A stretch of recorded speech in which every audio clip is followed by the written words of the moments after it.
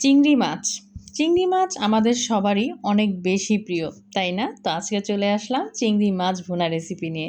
প্রথমেই চিংড়িগুলোকে খুব ভালো মতো ধুয়ে নিয়েছি। এরপর দিয়ে দিচ্ছি লবণ, হলুদ, মরিচ, হালকা তেল দিয়ে দিলাম। এবার এগুলোকে মেরিনেট করে রাখবো আধা ঘন্টার মতো।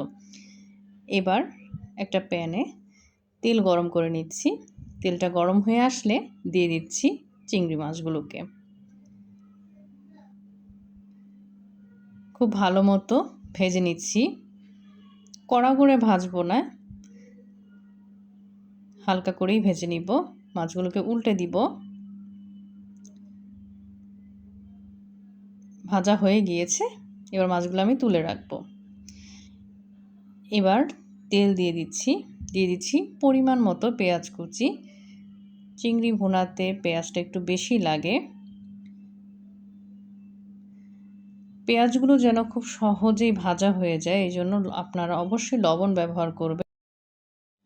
লবণটা যদি ব্যবহার করেন পেঁয়াজটা খুব সহজেই নরম হয়ে যাবে, বেশি একটা সময় লাগবে না।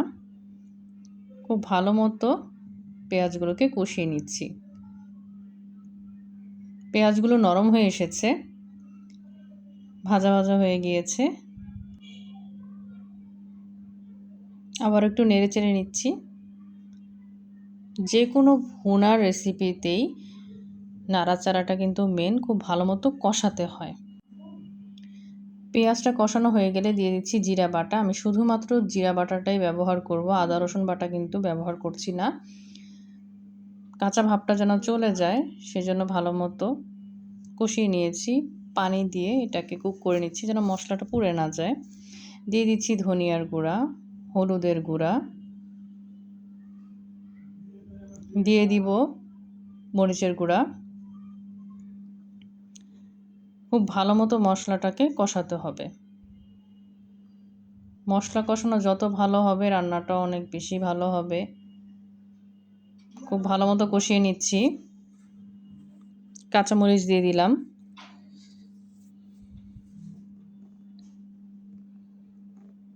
কষানো হয়ে গিয়েছে। এখন পরিমাণ মতো পানি দিয়ে চিংড়ি মাছগুলো দিয়ে দিচ্ছি।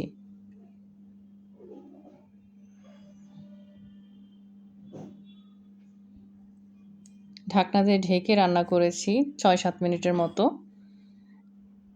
বলকটা চলে এসেছে। এবার মাছগুলোকে আমি উল্টে দিব।